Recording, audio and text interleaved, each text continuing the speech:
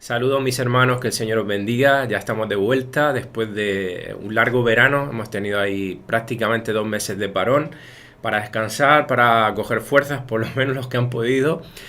Y bueno, aquí estamos con ganas de empezar, de continuar, mejor dicho, con teología sistemática. Como sabéis, empezamos ya hace algunos meses. Hemos estado viendo sobre todo una parte de lo que es la teología sistemática, que fue teología propia, es decir, la doctrina acerca de Dios mismo, como veis aquí en pantalla, de cómo es Él, de sus atributos, de su esencia, de su voluntad, de su providencia, que fue la última lección que vimos. Hoy vamos a comenzar una segunda parte, que va a ser breve porque la vamos a ver en esta clase y en la próxima, y es angelología, o angelología y demonología.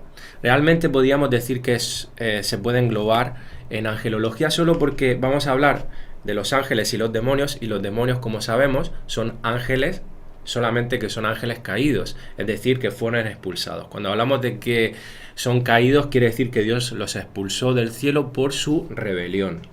Digamos que perdieron ese lugar que ellos ocupaban.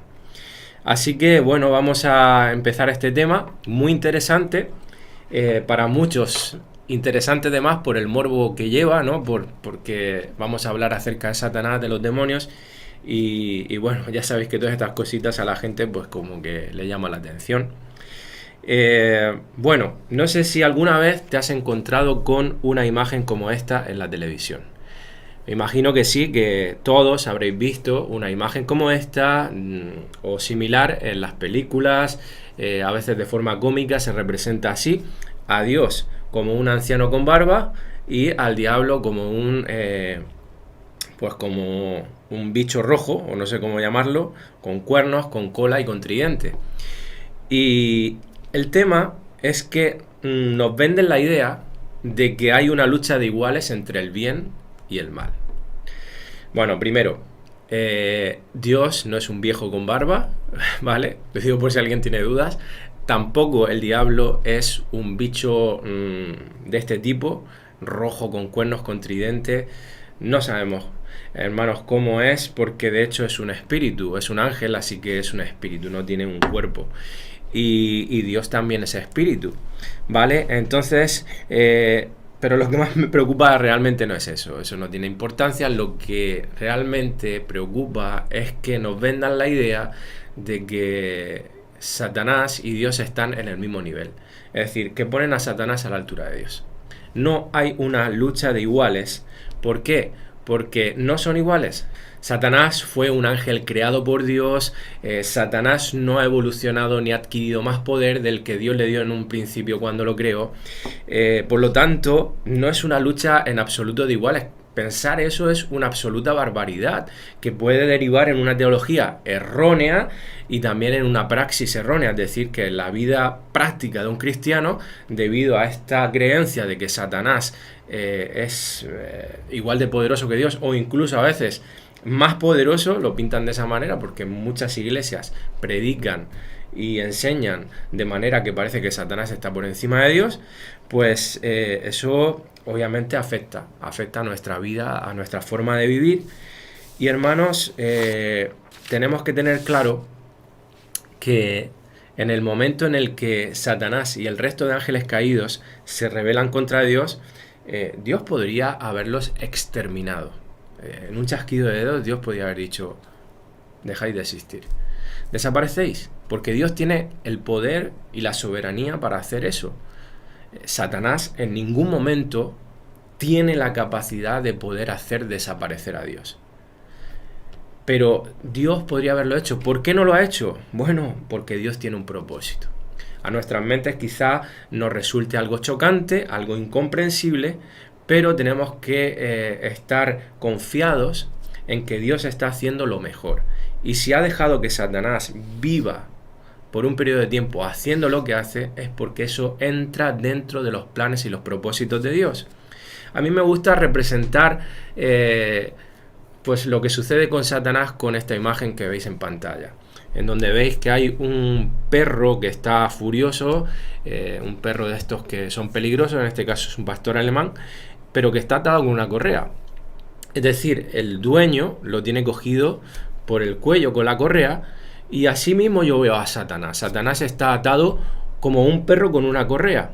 ¿Por qué? Porque Satanás opera dentro de la permisividad de Dios. Es decir, Satanás no puede hacer más de lo que Dios le permite que haga. Él actúa bajo unos límites, dentro de unos límites que Dios le establece. Y aunque son cosas malvadas, pero el Señor lo permite con un propósito. Hermanos, algún día lo entenderemos. Tenemos el consuelo, hermanos, y la confianza plena de que su derrota completa llegará pronto, hermanos. Es segura, es cercana. Sabemos porque la Escritura nos dice que Satanás ya está vencido, que le espera ese final y que, bueno, pues que le espera ese día del juicio final, como a todos aquellos que no creen en el Señor. Bueno, esta escena en el libro de Job es muy reveladora al respecto de todo esto que estoy hablando. Quiero fundamentarlo bíblicamente y quiero que vayamos a Job capítulo 2 versículos 1 al 6.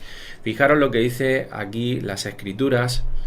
Y dice aquí: aconteció que otro día vinieron los hijos de Dios, y entre paréntesis he puesto una aclaración aquí de que esta es una manera en que la Biblia menciona a los ángeles en ocasiones, como hijos de Dios. Aparte de a nosotros, a su iglesia, a los nacidos de nuevo, también le da ese título también a los ángeles en ocasiones. Dice que vinieron para presentarse delante de Jehová, y Satanás vino también entre ellos, presentándose, fíjate, presentándose delante de Jehová, y dijo Jehová a Satanás: ¿de dónde vienes? Es decir, Satanás se debe a Dios, tiene que rendirle cuentas a Dios, no puede hacer nada si Dios no le da permiso. Respondió Satanás a Jehová y dijo: de rodear la tierra y de andar por ella. Y dice: y Jehová dijo a Satanás: ¿no has considerado a mi siervo Job, que no hay otro como él en la tierra, varón perfecto y recto, temeroso de Dios y apartado del mal, y que todavía retiene su integridad, aun cuando tú me incitaste contra él para que lo arruinara sin causa? Respondiendo Satanás dijo a Jehová: piel por piel, todo lo que el hombre tiene dará por su vida. Pero extiende ahora tu mano y toca su hueso y su carne, y verás si no blasfema contra ti en tu misma presencia. Y Jehová dijo a Satanás: he aquí, él está en tu mano, mas guarda su vida. ¿Ok? Si os fijáis, es el Señor el que le da permiso de tocar la vida de Job. Entonces, hermanos, nos damos cuenta de que Satanás no puede hacer más de lo que Dios le permite. Él tiene unos límites, tiene que pedirle permiso para hacer ciertas cosas, y como hemos visto, como acabamos de decir, Dios lo concede, con un propósito, con un fin, ¿vale? Cuando permite que toque la vida de Job, es porque al fin de todo eso que le va a acontecer a Job, esto lo va a llevar a un nuevo nivel de conocimiento de la persona de Dios. Y de la misma manera, hermanos, Satanás no puede tocar tu vida ni la mía sin el permiso de Dios. Y eso debe de traernos, hermanos, muchísima tranquilidad. Fíjate lo que dice también en Lucas capítulo 22, versículo 31. Dice que dijo también el Señor Jesús: Simón, Simón, es decir, Pedro. Esta es la situación en la que justo antes de ser apresado Cristo, antes de ser llevado a la cruz, Él les advierte lo que iba a suceder y le dice: Simón, Simón, es decir, Pedro, he aquí Satanás os ha pedido para zarandearos como a trigo. Os ha pedido quiere decir que ha tenido que pedir permiso. O sea, él no podía zarandearos como a trigo si no pidiera permiso. Entonces, nuevamente lo vemos aquí, no solamente es algo que vemos en el Antiguo Testamento, sino también en el Nuevo Testamento y en las mismas palabras de Jesús. Esta es una realidad espiritual que tenemos que entender. Satanás no puede operar más allá de los límites que Dios le pone. Así que, hermanos, Satanás es un instrumento en las manos de Dios para cumplir sus propósitos. Dicho todo esto, hermanos, la triste realidad de la Iglesia mundial actual le da un lugar tan elevado a Satanás que parece que Satanás lucha de tú a tú con Dios. Es decir, esa misma idea que hemos visto en la televisión, con esa imagen, es la misma idea que se predica en muchos púlpitos y que se enseña en muchos libros. Hasta el punto de que hay libros, yo he visto libros de guerra espiritual, hay guerra espiritual, hermanos, pero la manera en que ellos enseñan la guerra espiritual es una herejía. No la encontramos realmente en la Biblia, no es lo que enseñan las Escrituras, pero hay libros que son así de grandes, a veces más grandes que la Biblia, basado en apenas 3, 4, 5 versículos que se encuentran en las Escrituras. ¿De dónde sacas tú toda esa información? Hay una cantidad de invención humana ahí tremenda, cosas sacadas de contexto, cosas que se imagina la gente, y al final están centrando toda la enseñanza y todo el púlpito, toda la predicación y la temática en Satanás, en los demonios. En vez de predicar a Cristo, en vez de predicar el Evangelio, se centran en predicar acerca de Satanás, de los demonios, transmitiéndole la idea a la gente de que Satanás es más poderoso que Dios. Cuidado con Satanás, cuidado con Satanás, pero Dios es más poderoso que Satanás. Y Satanás no puede tocar tu vida sin el permiso de Dios, hermano. Que tengamos muy claras estas cosas. Así que, hermanos, es triste porque al final la oración de muchos cristianos se centran más en Satanás y sus demonios que en Dios, cuando debería ser lo contrario. Amén. Pero bueno, antes de continuar hablando acerca de Satanás y de los demonios, vamos a examinar la doctrina acerca de los ángeles. ¿Qué nos dice la Escritura acerca de los ángeles? Como hemos dicho al principio, los demonios son ángeles caídos, así que estudiar los ángeles nos ayuda a entender mejor quiénes son Satanás y los demonios. Bueno, ¿qué nos dice la Biblia acerca de estos seres espirituales, de los ángeles? Pues la verdad es que bastante. Obviamente no sabemos todo acerca de los ángeles porque Dios no nos ha revelado toda la profundidad acerca de estos seres. Nos ha dicho en su palabra lo que necesitábamos saber, lo que Él ha considerado, pero hay una mención a los ángeles constante a lo largo de todas las Escrituras. De hecho, aparece alrededor de 400 veces a lo largo del Antiguo y el Nuevo Testamento. Así que podemos de ahí extraer la enseñanza, la doctrina, y vamos a ver qué son los ángeles. Bueno, aquí tenemos una definición que dice que son seres espirituales que han sido creados por Dios, son inmortales, están limitados por el espacio, tienen voluntad propia y juicio moral y tienen gran poder e inteligencia. Bueno, vamos a desgranar o ver poquito a poco esta definición. En primer lugar, son seres espirituales, es decir, que no tienen cuerpos físicos y por consiguiente no los podemos ver. Solamente si Dios soberanamente así lo dispone, como hemos visto que ha sucedido a lo largo de las Escrituras en muchas ocasiones. En el Nuevo Testamento, por ejemplo, los evangelios arrancan con la aparición del ángel Gabriel a Zacarías, el padre Juan el Bautista. En el Evangelio de Lucas lo podemos ver. También a María, la madre de la naturaleza humana del Señor Jesús, y lo vemos a lo largo de las Escrituras como los ángeles aparecen cuando Dios así lo permite. En la actualidad sigue sucediendo eso, puede suceder, no es algo común, pero puede suceder, si Dios así lo quiere hacer. Amén, Él es soberano y puede hacer lo que quiera. ¿Qué son los ángeles? Pues hemos visto que también han sido creados por Dios, como todo lo que hay en el universo han sido creados por Dios, son criaturas. Satanás, los demonios, los ángeles, todos han sido creados por Dios. No han existido siempre, no son eternos, son parte del universo que Dios creó. Y sabemos que Dios también, nos dice la Escritura, que creó a los ángeles primero y luego creó la tierra, el mundo material, lo que vemos, nos creó a nosotros, los animales y todo lo que existe en este planeta. Y esto lo podemos ver en Job 38, 4 al 7, que no me voy a detener a leerlo por no perder tiempo. Sabéis que tenemos tiempo limitado. Seguimos adelante, pero los podéis leer vosotros en la casa y sería un buen ejercicio, ¿vale? Los versículos que no leamos aquí en la lección los podéis ver tranquilamente en la casa. Son inmortales. Hay una gran diferencia entre ser inmortal y ser eterno. Se puede no ser eterno, pero ser inmortal, porque en algún momento los ángeles fueron creados. No han existido siempre, al igual que los seres humanos tuvieron un principio, fueron creados. Cuando hablamos, hermanos, de que son inmortales, hablamos de que no mueren, como nos muestra Lucas 20, 35 al 36. También dice que están limitados por el espacio, a diferencia de Dios, que es omnipresente, perdón, que está en todo lugar. Los ángeles son criaturas finitas y por consiguiente están limitados a estar en un solo lugar a la vez. Aunque son seres espirituales que no tienen cuerpo, están limitados por el tiempo y por el espacio, como todo lo demás que Dios ha creado. Quinto, tienen voluntad propia y juicio moral. Es decir, que tienen voluntad para escoger moralmente, al igual que los seres humanos.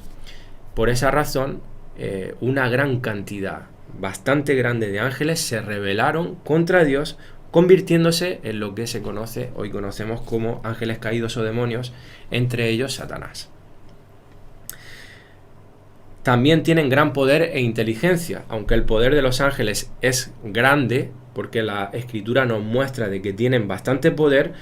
Ese poder no es infinito, no es como el de Dios. Dios es omnipotente. Para Dios no hay ningún límite en su poder. Ellos tienen el poder que Dios le ha permitido que tengan. Y los ángeles, al parecer, superan en fuerza y en poder a los seres humanos rebeldes. Vamos a leer un par de versículos al respecto. En Salmo 103:20 dice: bendecid a Jehová, vosotros sus ángeles, poderosos en fortaleza, que quiere decir héroes valientes, paladines, que ejecutáis su palabra, obedeciendo a la voz de su precepto. Y en el versículo de 2 de Pedro 2:10 dice: respecto a los humanos, atrevidos y contumaces, no temen decir mal de las potestades superiores, mientras que los ángeles, que son mayores en fuerza y en potencia, no pronuncian juicio de maldición contra ellas delante del Señor. Fijaros que dice que son mayores en fuerza y en potencia. ¿Veis? Por lo tanto, hermanos, estas son las características de los ángeles, esta es la definición, y estas mismas características son la de los demonios. Por lo tanto, cuando estudiemos los demonios en la siguiente clase, porque hoy no va a dar tiempo, son las mismas características para ellos, ¿vale? ¿Por qué? Porque son ángeles caídos. Y esto mismo se podría aplicar a Satanás. Por lo tanto, podemos aplicar, hermanos, que Satanás no puede estar en todo lugar, solamente en un lugar a la vez, y como hemos dicho al principio, aunque tiene gran poder e inteligencia, no es omnipotente, ese poder e inteligencia es limitado. Amén. Bueno, ¿cuántos ángeles hay? Pues la Escritura nos dice que hay multitud de ángeles, millares de millares, millones de millones de ángeles.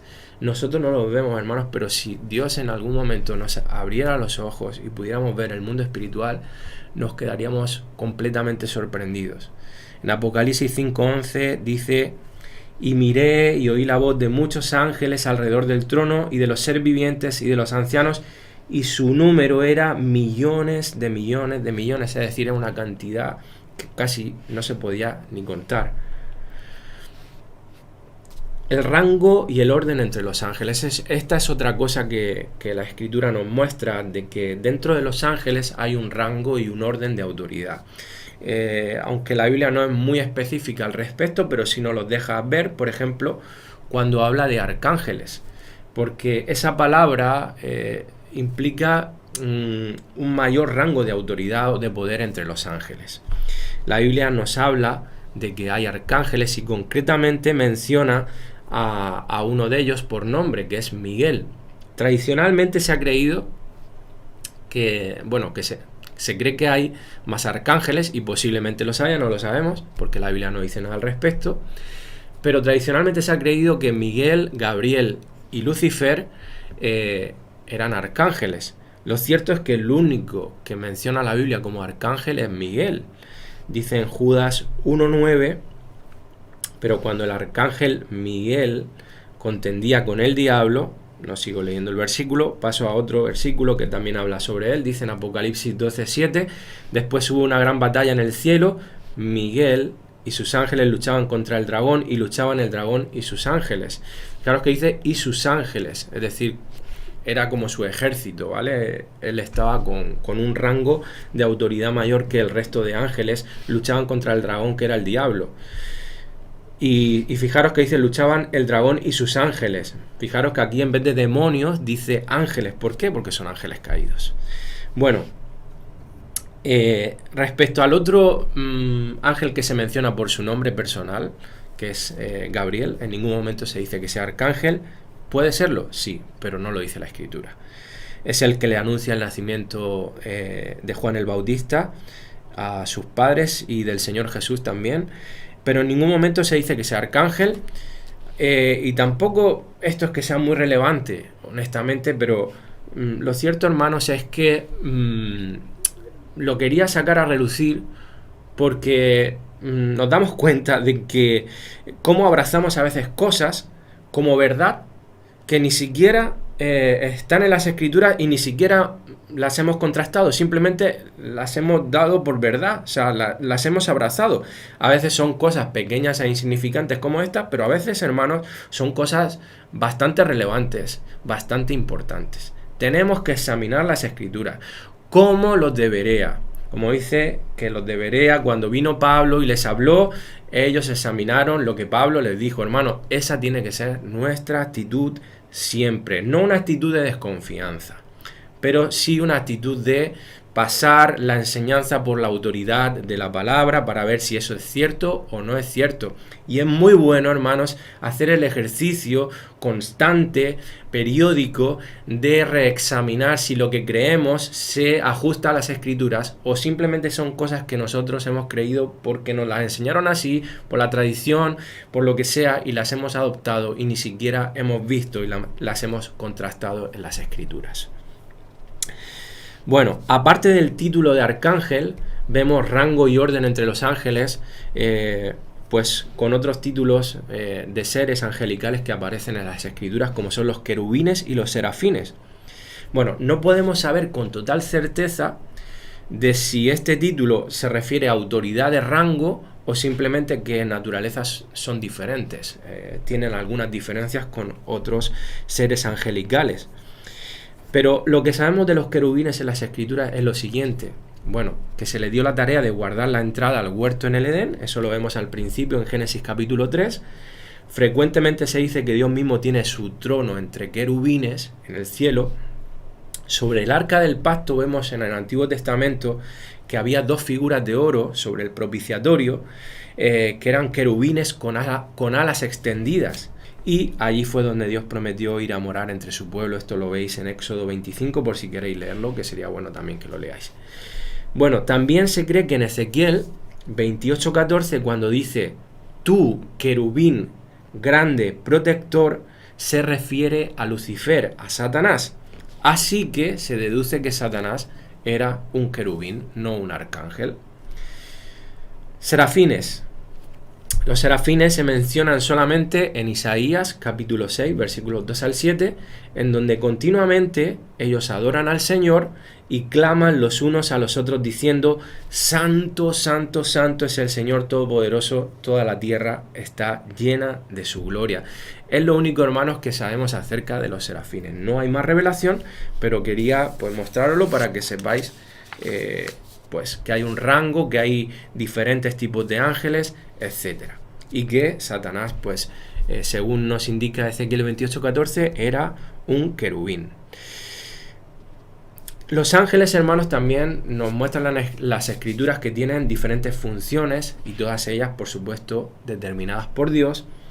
Entre ellas comunican mensajes de parte de Dios, como vemos en Hechos 8:26. Ejecutan juicios divinos cuando Dios así lo determina, como en el segundo libro de Crónicas 32:21. También combaten contra las fuerzas demoníacas, como hemos visto ya en algunos versículos.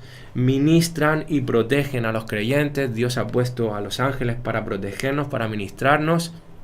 No sabemos exactamente cómo, hermanos, pero bueno, uno puede deducir de que muchas veces en situaciones de peligro y cosas que ni nosotros nos imaginamos, Dios quizás ha salvado nuestra vida pues a través de ángeles, no lo sabemos.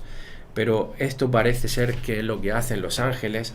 También hay una lucha espiritual que no vemos y están ahí los ángeles ministrando y ayudándonos. Hebreos 1:14, Salmo 91, Mateo 18:10 hablan acerca de todas estas cosas.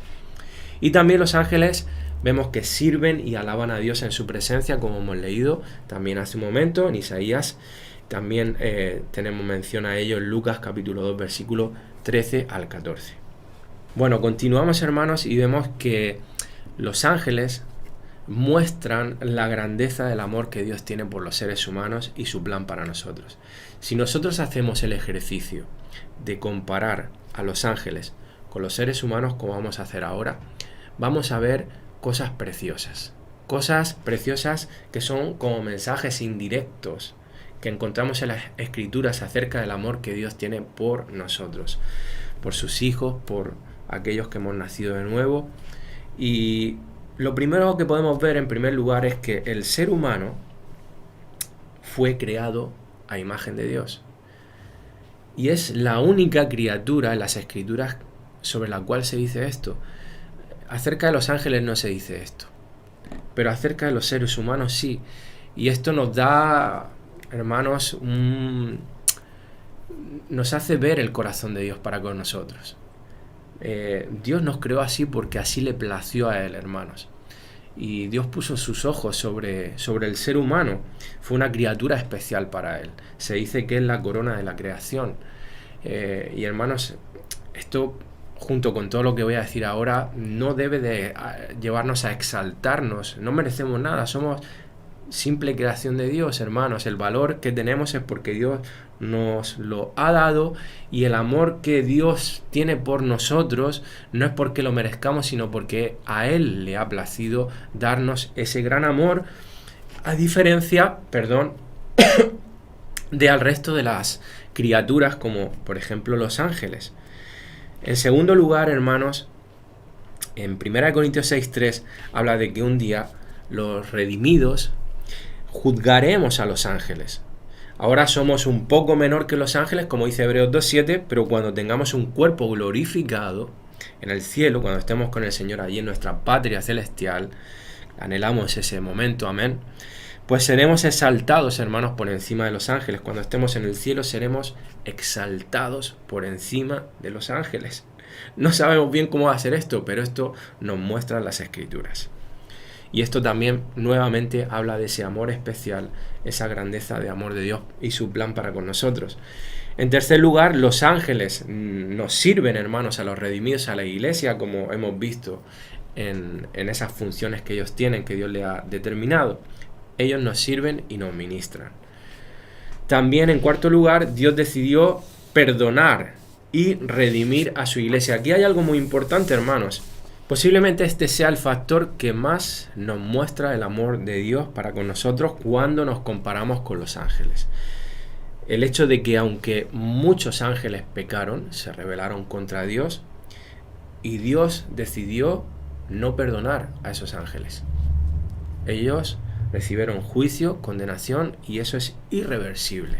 No tienen oportunidad de ser redimidos, es decir, no salvó a ninguno de ellos. En cambio, hermanos, nosotros, habiéndonos rebelado contra Dios desde un principio, hermanos, Dios nos ha dado la oportunidad, nos ha socorrido, nos ha salvado y ha rescatado de entre todos los seres humanos, de todo pueblo, tribu, raza, nación, toda lengua, a un pueblo escogido, al que ha decidido redimir y manifestar no solamente su justicia, sino también su gracia, su misericordia.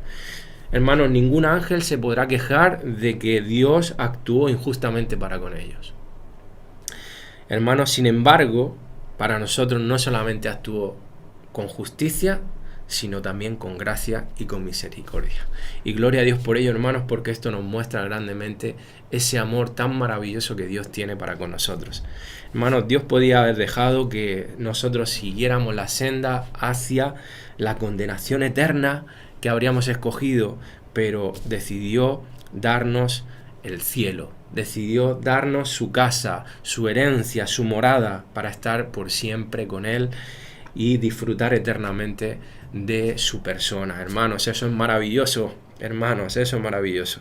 Hay un texto glorioso y sorprendente en Efesios capítulo 3, versículo 8 al 10, que dice: a mí, que soy menos que el más pequeño de todos los santos, está hablando Pablo, me fue dada esta gracia de anunciar entre los gentiles el evangelio de las inescrutables riquezas de Cristo, y de aclarar a todos cuál sea la dispensación del misterio escondido desde los siglos en Dios, que creó todas las cosas, para que la multiforme, este es el verso clave que quería resaltar, para que la multiforme sabiduría de Dios sea ahora dada a conocer por medio de la iglesia, hermanos, a los principados y potestades en los lugares celestiales. Es decir, a los ángeles, hermanos, a los ángeles les es mostrada la multiforme sabiduría de Dios a través de la iglesia. Esto es un texto impresionante. Lo que Dios hace con la iglesia es darle una lección. Es como una escuela, una universidad para los ángeles. Ellos siguen aprendiendo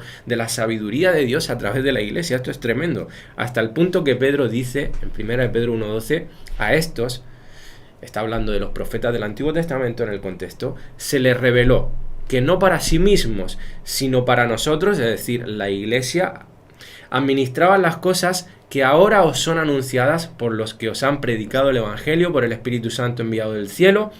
Fíjate lo que dice ahora, cosas en las cuales anhelan mirar los ángeles.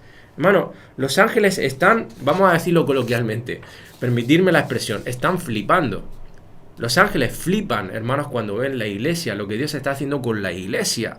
Los ángeles se asombran de lo que Dios ha hecho y sigue haciendo con su iglesia, su amada escogida. Hermanos, nosotros tenemos una gracia especial de Dios como criaturas, que no tienen los ángeles, y esto es tremendo, esto nos muestra el gran amor de Dios para con nosotros.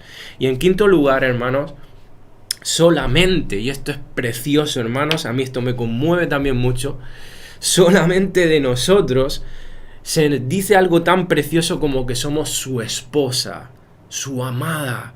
La iglesia es la esposa del Cordero, hermanos. Hermanos, esto es precioso, hermanos. El amor, la gracia de Dios para con nuestras vidas, hermanos. Y un día celebraremos esa boda, las bodas del Cordero con nuestro Dios ahí en los cielos. Dice en Apocalipsis 21:9 que vino entonces a mí uno de los 7 ángeles. Disculpadme, hermanos, y habló conmigo diciendo, ven acá, yo te mostraré la esposa del Cordero. Anhelamos ese día, anhelamos la boda del Cordero, un día en el que estaremos con el Señor por siempre, nuestro amado, la fuente de toda nuestra satisfacción y gozo. Como decía al principio, hermanos, todo esto no debe enaltecernos, hermanos, sino con una actitud humilde y de completa gratitud. Tenemos que alabar a Dios y glorificar su nombre por habernos amado y hecho tan especiales para Él. Soli Deo Gloria. Solamente a Dios sea la gloria. Y quiero terminar la clase de hoy, hermanos, viendo algunas cosas, unos pequeños detalles más que quiero aclarar acerca de los ángeles.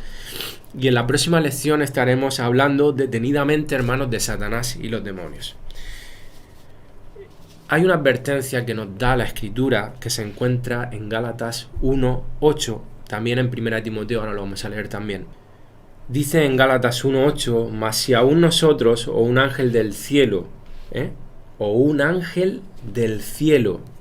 os anunciare otro evangelio diferente del que os hemos anunciado, sea anatema, es decir, sea maldito. Eso quiere decir anatema. Hermanos, esto a lo mejor nos podría parecer innecesario, esta advertencia, porque decimos, bueno, es raro que se te pare un ángel y te anuncie otro evangelio. Sabemos que Satanás se viste como ángel de luz y tiene gran capacidad de engaño y engaña a personas y les hace creer un falso evangelio que luego ellos se enseñan y predican y eso se extiende como la pólvora, hermanos. Y estas advertencias, por ejemplo, deberían impedir que un creyente se deje engañar, pues por ejemplo como la doctrina de los mormones. Sabéis que la iglesia mormona tiene un poder bastante grande en Estados Unidos. Solamente tenéis que ver la sede central y la cantidad de mormones que ya hay en todo el mundo. Bueno, ¿sabéis cómo empezó la doctrina mormona, esta secta? Pues diciendo que un ángel llamado Moroni le habló a José Smith, que es el fundador de esa secta, y le reveló las bases de la religión mormona. Así que un ángel del cielo, anunciándole otro evangelio, dio lugar a una religión como la mormona que ha engañado a miles y millones de personas que siguen engañados tristemente en la actualidad. Así que cuando cualquier evangelio nos es predicado, por cualquier persona o por un ángel del cielo diferente al evangelio, al único evangelio que hay en las Escrituras, desechemos eso, hermanos. No prestemos nuestros oídos a esos evangelios. Y no solamente no prestemos nuestros oídos, sino, hermanos, condenemos ese evangelio. Condenemos. Hablemos en contra de ese evangelio y prediquemos la verdad.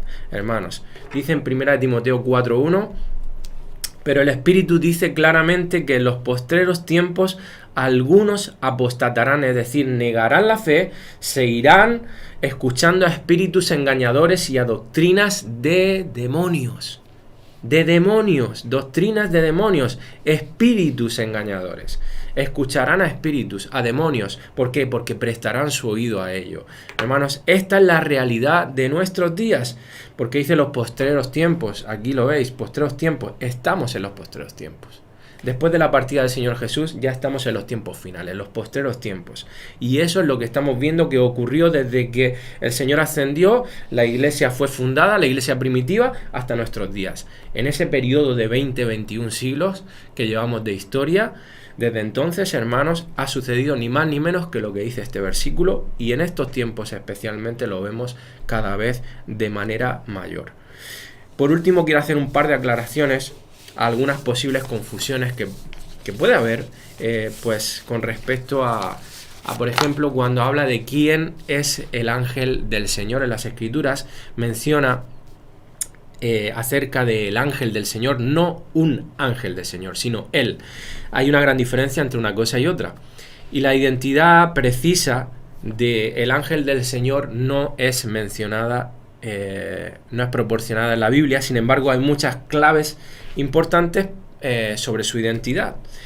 Y hermanos, parece que cuando usa el artículo definido él, es para especificar un ser único que está separado de otros ángeles. Bueno, como veis aquí en la diapositiva, el ángel del Señor habla como Dios, se identifica a sí mismo como Dios y ejerce las responsabilidades de Dios, cosa que no hacen el resto de ángeles. Es como un ser muy especial, diferente y separado.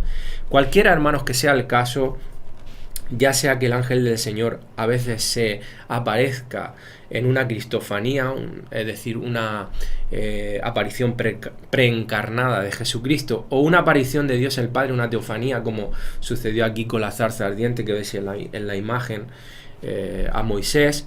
Es muy probable, hermanos, que la frase el ángel del Señor identifique a una aparición física de Dios. A veces puede ser Cristo, a veces Dios mismo a través de algo, como por ejemplo esa zarza ardiente, ese fuego en esa zarza.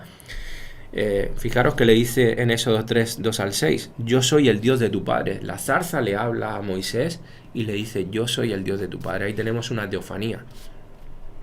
Así que, hermanos, hay algo muy curioso, leyendo y estudiando acerca de este tema. Curiosamente, las apariciones del ángel del Señor cesaron después de la encarnación de Cristo.